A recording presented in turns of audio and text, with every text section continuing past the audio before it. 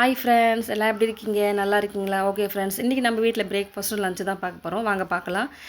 பூரியும் சாம்பார் தான் ஃப்ரெண்ட்ஸ். அது தம்பிக்கு எடுத்து வச்சுட்டேன், சாப்பிடுவாங்க.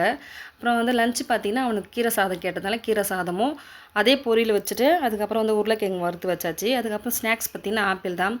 ஆறுன சாப்பாடு கப்பில் போட்டு பேக் பண்ணிவிட்டேன். நான் இப்படி தான் கீரை சாதம் கொடுப்பேன் நான் அவனுக்கு, தம்பிக்கு. அவன் என்ன கேட்குறானோ அதுதான் ஃப்ரெண்ட்ஸ் நானும் மேக்ஸிமம் செஞ்சு கொடுப்பேன். சொன்னீங்களா, அதே மாதிரி இன்றைக்கி கீரை சாதம் கொடுத்துட்டேன். பூரி கேட்டனால பூரி, இது எங்களுக்கு நான் பூரி பண்ணிகிட்ருக்கேன். இங்கே சாம்பார்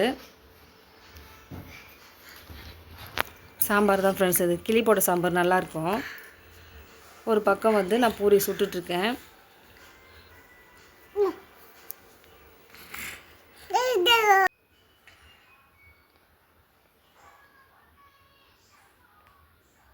பூரி நல்லா வேகணும் ஃப்ரெண்ட்ஸ். நல்லா வெந்த பிறகு எடுத்தால் தான் நல்லாயிருக்கும். ஆனால் கம்மியாக தான் ஃப்ரெண்ட்ஸ் நான் செஞ்சேன்.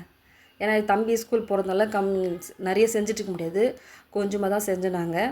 அதுக்கப்புறம் பார்த்தா நேற்று நைட்டு கார சட்னி செஞ்சேன். அது கொஞ்சம் மீந்துருந்தனால பூரிக்கும் கார சட்னி சாப்பிட்டா நல்லாயிருக்கும்.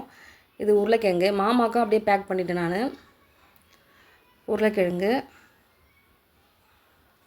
அதுக்கப்புறம் சுட சுட சோறு ஃப்ரெண்ட்ஸ்.